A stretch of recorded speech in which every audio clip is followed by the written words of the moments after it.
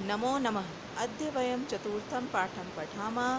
पाठस्य नाम अस्ति हास्यबालकविसम्मेलनम्। अस्मिन् भागे वयं सविवरणं पाठवाचनं कुर्मः। विविधवेशभूषाधारिणः चत्वारः बालकवयः मञ्चस्य उपरि उपविष्टाः सन्ति। अधः श्रोतारः हास्यकविताश्रवणाय उत्सुकाः सन्ति, कोलाहलं च कुर्वन्ति। सञ्चालकः अलं कोलाहलेन अद्य परमहर्षस्य अवसरः यत् अस्मिन् कविसम्मेलने काव्यहन्तारः कालयापकाश्च भारतस्य हास्यकविधुरन्धरः समागताः सन्ति। एहि कर्तलध्वनिना वयम् एतेषां स्वागतं कुर्मः। गजाधरा सर्वेभ्यो अरसिकेभ्यो नमो नमः। प्रथमं तावत् अहम् आधुनिकं वैद्यम् उद्दिश्य स्वकीयं काव्यं श्रावयामि। वैद्यराज नमस्तुभ्यं यमराज सहोदर, यमस्तु हरति प्राणान् वैद्या प्राणान् धनानि च। सर्वे उच्चैः हसन्ति। कालान्तकः अरे वैद्यास्तु सर्वत्र, परन्तु न ते मादृशः कुशलः जनसंख्या निवारणे। माम् अपि काव्यम् इदं शृण्वन्तु भवन्तः। चितां प्रज्वालितां दृष्ट्वा वैद्यो विस्मय आगता। न अहं गतो, न मे भ्राता, कस्य इदं हस्तलाघवम्। सर्वे पुनः हसन्ति। तुन्दिलः तुन्दस्य उपरि हस्तम् आवर्तयन्। तुन्दिलो अहं भो, मम अपि इदं काव्यं श्रूयतां, जीवने धार्यतां च। परा अन्नं प्राप्य दुर्बुद्धे मा शरीरे दयां कुरु। परा अन्नं दुर्लभं लोके शरीराणि पुनः पुनः। सर्वे पुनः अट्टहासं कुर्वन्ति। चार्वाक आम् आम्, शरीरस्य पोषणं सर्वथा उचितम् एव। यदि धनं नास्ति तदा ऋणं कृत्वा अपि पौष्टिकपदार्थः एव भोक्तव्यः। तथा कथयति चार्वाककविः, यावत् जीवे सुखं जीवेत्, ऋणं कृत्वा घृतं पिबेत्। श्रोतारः तर्हि ऋणस्य प्रत्यर्पणं कथं? चार्वाकः श्रूयतां मम अवशिष्टं काव्यं। घृतं पीत्वा श्रमं कृत्वा ऋणं प्रत्यर्पयेत् जनः। काव्यपाठश्रवणेन उत्प्रेरितः एकः बालकोऽपि आशु कवितां रचयति, हासपूर्वकं च श्रावयति। बालकः श्रूयतां भो, ममपि काव्यं। गजाधरं कवि चैवं तुन्दिलं भोज्यलोलुपं कालान्तकं तथा वैद्यं चार्वाकं च नमामि अहं। काव्यं श्रावयित्वा हा हा हा इति कृत्वा हसति, अन्ये च अपि हसन्ति। सर्वे गृहं गच्छन्ति। अधुना पाठस्य विवरणम्। अत्र एकं कविसम्मेलनम् अस्ति। चित्रे पश्यतु सर्वे। अत्र एकं कविसम्मेलनं वर्तते। एतत् हास्यकविसम्मेलनम् अस्ति। अत्र बालकाः कव्याः सन्ति। ते के पश्यामः। सर्वप्रथम कवि अस्ति गजाधर, द्वितीये कालान्तकः, तृतीये तुन्दिलः, चतुर्थ चार्वाकः।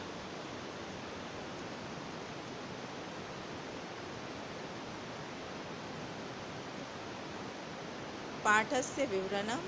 विविधा वेशभूषाधारिणा चत्वारः बालकवयः उपविष्टाः सन्ति।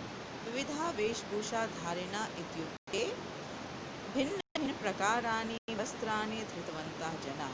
कवयः इति कवि इकारान्त नपुंसकलिङ्ग प्रथमा विभक्ति बहुवचनं। मञ्चः इत्युक्ते वेदिकाः। उपरि इति अव्ययपदमस्ति, ऊपर। चत्वारः इति पुल्लिङ्ग शब्दः अस्ति, संख्या शब्दः अस्ति। चत्वारः पुल्लिङ्ग, चत्वारि स्त्रीलिङ्ग, चतस्रः नपुंसकलिङ्ग। हिंदी अर्थ। विविधा वेशभूषाधारिणा चत्वारः बालकवयः उपविष्टाः सन्ति। विविधा कई प्रकार के, वेशभूषाधारिणा वेशभूषा धारण किए हुए। चत्वारः चार, बालकवयः बालकवि, उपविष्टा बैठे हुए, सन्ति हैं। यानी कई प्रकार के वेशभूषा को धारण किए हुए चार बालकवि बैठे हुए हैं। प्रश्न अस्ति बालकवयः कुत्र उपविष्टा आसन्? बालकव्यः मञ्चस्य उपरि उपविष्टाः आसन्। अधः श्रोतारः हास्यकविताश्रवणाय उत्सुकाः सन्ति, कोलाहलं च कुर्वन्ति। अधः इति अव्ययपदमस्ति। उत्सुका उत्साहिता, श्रोतारः प्रेक्षकाः, श्रवणाय श्रवणार्थं, कोलाहलं शोर द्वितीया विभक्ति एकवचनमस्ति। श्रोता श्रोतारौ श्रोतारा इति ऋकारान्त शब्द प्रथमा विभक्ते एकवचनमस्ति। मञ्चस्य अधः प्रश्नस्ति। मञ्चस्य अधः के सन्ति? श्रोतारा सन्ति। श्रोतारा कीदृशाः सन्ति? श्रोतारा उत्सुकाः सन्ति। श्रोतारा किं कुर्वन्ति? श्रोतारा कोलाहलं कुर्वन्ति। श्रोतारा किमर्थं कोलाहलं कुर्वन्ति? कवितां श्रोतुम् इच्छन्ति, ते विलम्बं न सहन्ते, अतः ते कोलाहलं कुर्वन्ति। हिंदी अर्थ: नीचे श्रोतागण हास्य कविता को सुनने के लिए उत्सुक हैं और शोर मचा रहे हैं।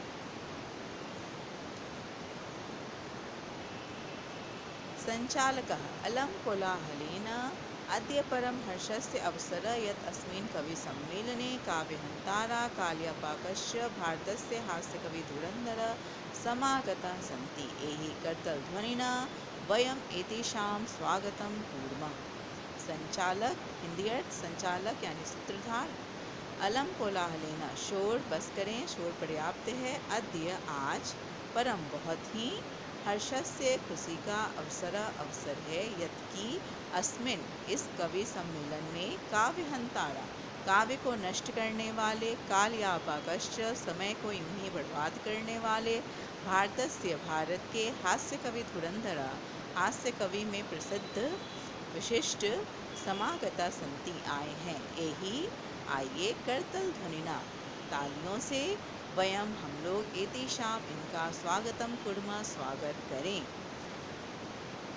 शब्दार्थ: कोलाहलेन इति तृतीया विभक्ति एकवचनमस्ति। अलम योगे तृतीया भवति।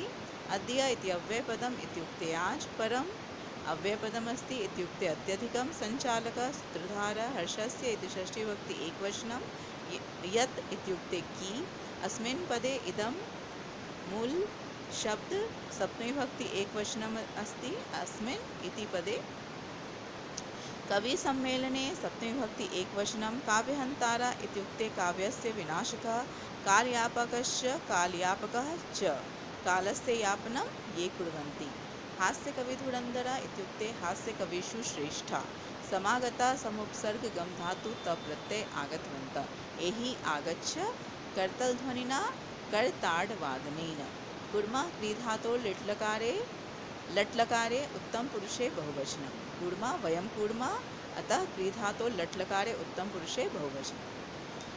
संचालकः सूत्रधारः उक्तवान् इति भावार्थः अस्ति। सूत्रधारः उक्तवान् यत् अस्मिन् बालानां कविसम्मेलने भारतस्य हास्यकविषु श्रेष्ठा आगतवन्तः सन्ति। एते न केवलं काव्यस्य विनाशकाः सन्ति, अपितु समयवाहकाः अपि सन्ति।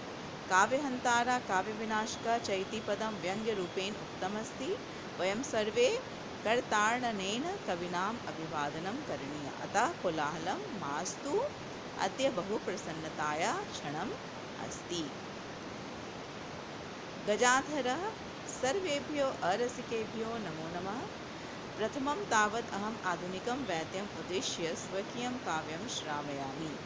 अत्र गजाधरः कविः सर्वप्रथमम् आगच्छति, सः स्वकाव्यं श्रावयति। गजाधरः, हिंदी अर्थ: गजाधर।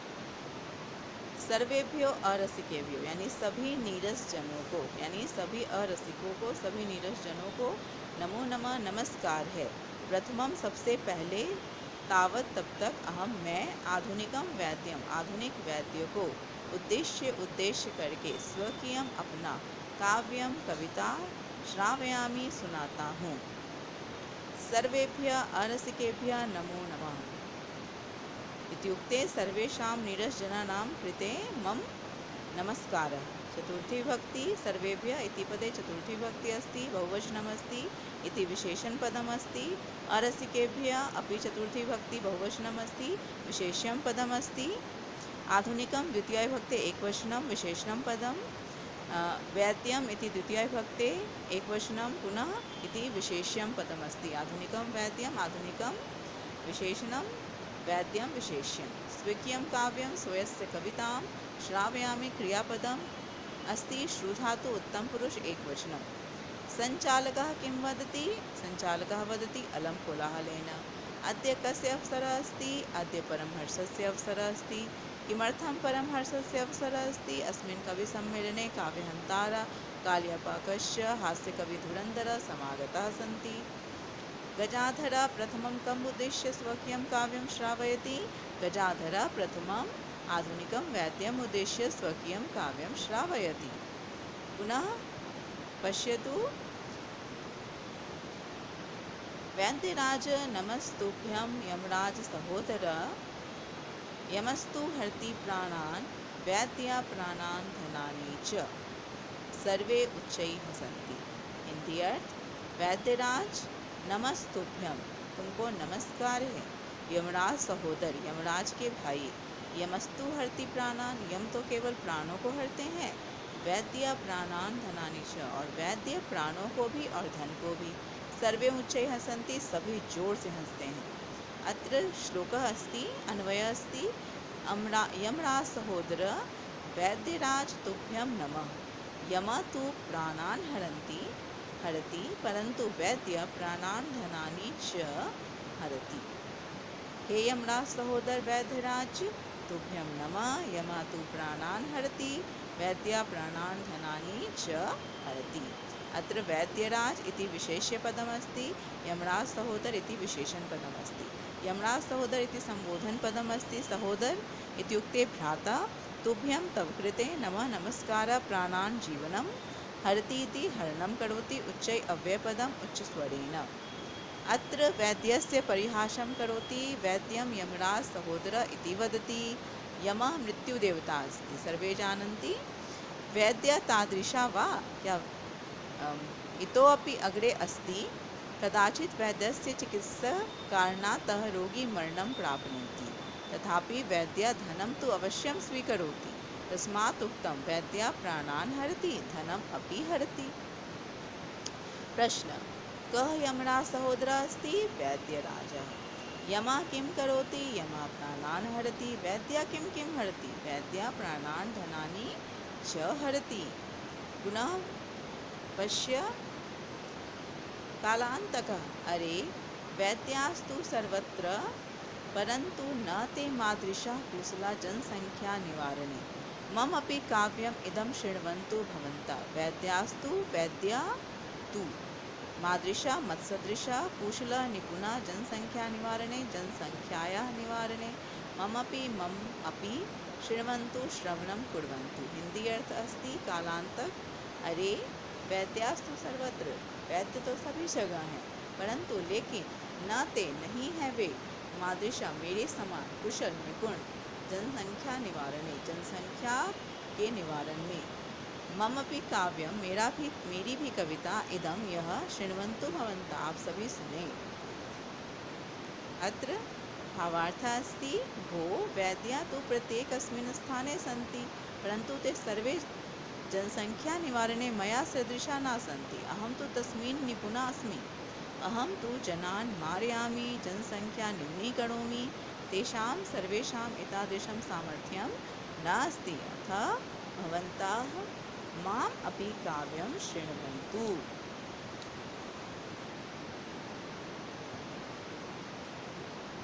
प्रश्न, के सर्वत्र सन्ति? वैद्या सर्वत्र सन्ति। कालांतकः वैद्यानां विषये किं किं वदति? स वदति न ते मादृशा कुशल जनसंख्या निवारणे। पुनः पश्य। चितां प्रज्वलितां दृष्ट्वा वैद्यो विस्मया आगतः।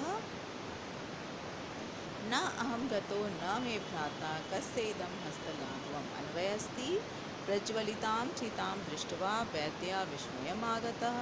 न अहं गता न मे भ्राता, कस्येदं हस्तलाघवम्। हिंदी अर्थ, चिता को जलते हुए देखकर वैद्य भी आश्चर्य में पड़ गया। ना तो मैं गया, ना ही मेरा भाई, फिर ये किसके हाथ की चतुराई है। इसके हाथ की कुशलता है। शब्दार्थ अस्ति विस्मयागता विस्मयम् आगतः न अहम न अहम कस्येदं कस्य इदं वैद्य चिकित्सक विस्मयम् आश्चर्यं गतः गतवान् हस्तलाघवं चतुर्था। वैद्य अत्र चिन्तयति यत् अहं न गतः न वामं भ्राता अपि गतः तथापि कस्यचित् मरणम् अभवत् अतः कस्य चातुर्यम् एतत्। अत्र प्रश्नः अस्ति कां दृष्ट्वा वैद्या विस्मयागता चितां प्रज्वलितां दृष्ट्वा। वैद्य किं चिन्तयति वैद्य चिन्तयति यत् अहं न गता मम भ्राता न गता कस्य इदं हस्तलाघवम्। पुनः पश्यत तुन्दिला तुन्दस्य उपरि हस्तम् आवर्तयन् तुन्दिलो अहं भो मम अपि इदं काव्यं श्रूयतां जीवने धार्यतां च परा अन्नं प्राप्य दुर्बुद्धे माँ शरीरे दयां कुरु परा अन्नं दुर्लभम लोके शरीरानि पुनः पुनः सर्वे पुनः अट्टहासं कुर्वन्ति। हिंदी अर्थ तुंदिल अपने पेट के ऊपर हाथ फेर कर तुंदिलो अहम भो मैं तुंदिल हूँ मेरी भी यह कविता सुनो। जीवने धार्यताम च जीवन में धारण करो। बड़ा अन्नम प्राप्य दुर्बुद्धे हे दुर्बुद्धि दूसरों के अन्न को प्राप्त करके माँ शरीरे दयाम करो शरीर पे दया मत करो। बड़ा अन्नम दुर्लभम लोके दूसरों का अन्न संसार में दुर्लभ है। शरीरानि पुनः पुनः शरीर तो फिर भी दोबारा मिल जाता है। अन्वय अस्ति हे दुर्बुद्धे परा अन्नम प्राप्य माँ शरीरे दयां कुरु यतो हि यस्मिन् लोके परा अन्नम दुर्लभम अस्ति शरीरानि पुनः पुनः भवन्ति। शब्दार्थ तुंदम उदरम हस्तम आवर्तयन हस्तम भ्रामयन तुंदिलो अहम तुंदिल अहम दुर्बुद्धि मूर्खा परा अन्नम अन्येषामन्नम प्राप्य प्राप्तिम कृत्वा माँ मत नहीं। अव्यय अत्र पुनः पुनः अव्यय अस्ति। तुंदिला भोजन प्रिय अस्ति स केवलं भोजन विषये चिन्तयति आरोग्य विषये न चिन्तयति। हे मूर्ख यदा अन्येषाम् अन्नं प्राप्नोति तदा शरीरस्य आरोग्य विषये चिंता मा करोतु। अस्मिन् लोके अन्येषां भोजनं कष्टेन लभ्यते शरीरं तु वारं वारं प्राप्तुं शक्नुमः। तुंदिला कथं वदति तुंदिला तुंदम उपरि हस्तम आवर्तयन् वदति। तुंदिला किं वदति परा अन्नं प्राप्य शरीरे मा दयां कुरु किं श्रूयतां च जीवने धार्यतां परा अन्नं प्राप्य दुर्बुद्धे मा शरीरे दयां कुरु परा अन्नं दुर्लभम लोके शरीरानि पुनः पुनः। चार्वाक आम आम शरीरस्य पोषणं सर्वथा उचितम् एव यदि धनं नास्ति तदा ऋणं कृत्वापि पौष्टिकपदार्थं भोक्तव्य तथा कथयति चार्वाक कवि। हिंदी अर्थ चार्वाक आम आम हाँ हाँ शरीरस्य पोषणं सर्वथा उचितम् एव शरीर का पोषण ही हमेशा उचित है। यदि धनम नास्ति यदि धन नहीं है तब ऋणम कृत्वापि कर्ज लेकर भी पौष्टिकम पदार्थम भोक्तव्य पौष्टिक पदार्थ को खाना चाहिए। तथा कथयति वैसा कहते हैं चार्वाक कवि। उचितम योग्यम पोषणम संवर्धनम ऋणम उधार पौष्टिक पुष्टिदायक भोक्तव्य खाना चाहिए पौष्टिक पदार्थ अति उत्तमम भोजनम। कस्य पोषणम सर्वथा उचितम एव उत्तरम शरीरस्य यदि धनम नास्ति तदा कथं भोजनं करणीयं ऋणं कृत्वा। यावत् जीवेत् सुखम जीवेत् ऋणं कृत्वा घृतं पिबेत्। यावत् जब तक अव्ययपदमस्ति जीवेत् विधिलिंग प्रथम पुरुष एकवचनमस्ति जीवेत् इत्युक्ते जीवनं करणीयं घृतं घी पिबेत् पानं करणीयम्। अर्थ अस्ति जब तक जियो सुख से जियो और कर्ज लेकर भी घी पियो। तात्पर्यं यः कोऽपि यदा पर्यन्तं जीवनं यापयेत् तावत् पर्यन्तं सुखेन यापयेत्। जीवनस्य कृते लज्जां विना ऋणं स्वीकरणीयं तेन ऋणेन घृतस्य पाने अपि लज्जा न करणीया। चार्वाक कवि किं वदति चार्वाक कवि वदति यावत् जीवेत् सुखं जीवेत् ऋणं कृत्वा घृतं पिबेत्। श्रोतारा तर्हि ऋणस्य प्रत्यर्पणं कथं चार्वाक श्रूयतां मम अवशिष्टं काव्यं घृतं पीत्वा श्रमं कृत्वा ऋणं प्रत्यर्पेत जना। हिंदी अर्थ श्रोतारा श्रोतागण कहते हैं तो कर्ज कैसे लौटाएं। चार्वाक सुनो मेरे बचे हुई कविता घी पियो मेहनत करो और कर्ज को लौटा दो। श्रोतारा श्रोत्री जना ऋणस्य कर्जका प्रत्यर्पणं लौटाना तर्हि कथम अव्ययपदम पीत्वा पाप्लस्त्वा श्रम परिश्रम द्वितीय विभक्ति एकवचनम प्रत्यर्पेत प्रति उपसर्ग अडपधातु विधिलिंग प्रथम पुरुष एकवचनम अस्ति। तात्पर्यम् अस्ति प्रथमं घृतं पिबतु पौष्टिकम आहारं खादतु तदा शुक्ति भवति परिश्रमं करोतु धनं प्राप्नोतु ऋणस्य प्रत्यर्पणं करोतु। काव्यपाठश्रवणेन एकः बालोऽपि आशु कवितां रचयति। काव्यपाठ को सुनकर उत्सुक हुआ एक बालक भी अपनी कविता झट से रचता है। गजाधरं कवि चैव तुन्दिलं भोज्य लोलुपं कालांतकं तथा वैद्यं चार्वाकं च नमामि। गजाधर कवि तुन्दिल जो भोजन के प्रेमी हैं, कालांतक तथा वैद्य चार्वाक को मैं नमस्कार करता हूँ। काव्यं श्रावयित्वा हा हा इति कृत्वा हसति। काव्य सुनाकर कविता सुनाकर हा हा करके हंसता है। सर्वे गृहं गच्छन्ति और सभी लोग फिर घर चले जाते हैं। आशु इत्युक्ते झटिति बालकः किं रचयति कवितां रचयति बालकः किं रचयति कवितां रचयति। कथं कवितां श्रावयति हासपूर्वकं कवितां श्रावयति। अहं कं नमामि अहं गजाधर तुन्दिल कालांतक चार्वाक च नमामि। कीदृशं गजाधरं गजाधरं कविं कीदृशं तुन्दिलं भोज्यलुलुपं तुन्दिलं बालकः अन्यकं कं नमस्करोति कालांतकं चार्वाकं च। काव्यं श्रावयित्वा कः हस्ति काव्यं श्रावयित्वा बालकः हस्ति।